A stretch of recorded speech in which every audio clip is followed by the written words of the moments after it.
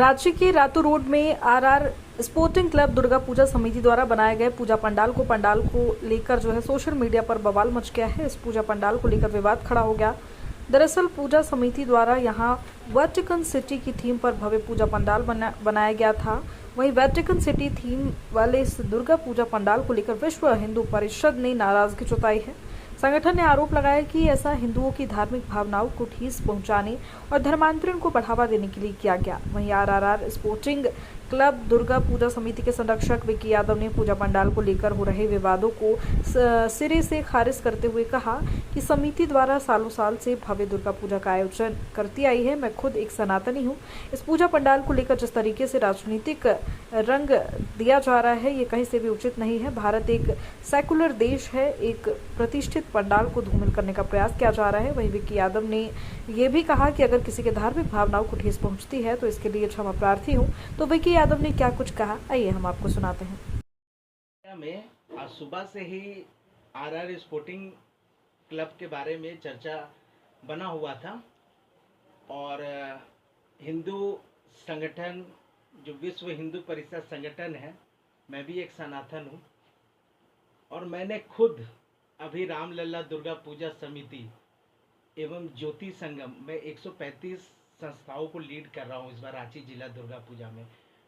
उन संस्थाओं में भी प्रॉब्लम आया, अकेला मैं ही खड़ा रहा उस संस्था में। किसी भी अन्य धार्मिक संगठन ने रामलला दुर्गा पूजा समिति को मदद नहीं की, एक्सेप्ट मैं वहाँ पे खड़ा था। और आज मैंने प्रशासन से अनुरोध करके सहयोग करके हमने उस पूजा को आज भव्य बनाया। वहाँ पे अभी स्वामी नारायण मंदिर बन रहा है, वो हमारे ही देन है। विक्की यादव रांची जिला दुर्गा पूजा समिति 135 संस्थाओं को लेकर चल रहा है, तो मैं अपने संस्थाओं में क्या ऐसी धर्म वाली कोई गलत काम करूँगा? मेरी संस्था 50 साल पुरानी है, वो नाम और मोहताज की उसको ज़रूरत नहीं है। एक लगभग 50 साल से ये संस्था अनेकों दुर्गा पूजा और रांची में प्रतिष्ठित संस्थान में खड़ा है। मुझे ये बहुत ही आश्चर्य लगा कि इस तरह से बयानबाजी और उसको पॉलिटिकल रंग देना ये कहाँ तक उचित है। आप ही सोचिए, आप इंडिया, हम लोग क्या सेकुलर नहीं है क्या? अभी क्या ये देश सेकुलर नहीं है? अगर मुझे अभी बता दिया जाए कि सेकुलर नहीं है तो मैं अभी इस चीज़ को मैं हटा दूंगा, लेकिन अभी तक किसी ने ये नहीं कहा है कि ये देश सेकुलर नहीं है। हमारे पास कहीं आर्टिकल में लिखा हुआ नहीं है। लोग जो विवाद कर रहे हैं, पहले उस समिति से भी पूछे। कोलकाता वाली समिति जो 2022 में प्रतिष्ठित समिति है, वो भी श्री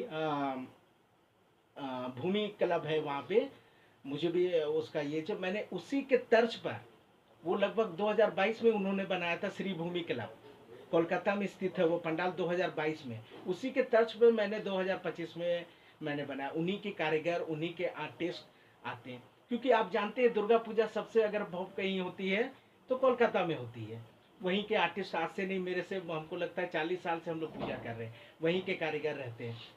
हाँ, कहीं पर अगर कोई विवाद होना था तो वहां भी विवाद करना चाहिए था, लेकिन सिर्फ और सिर्फ झारखंड में ही क्यों?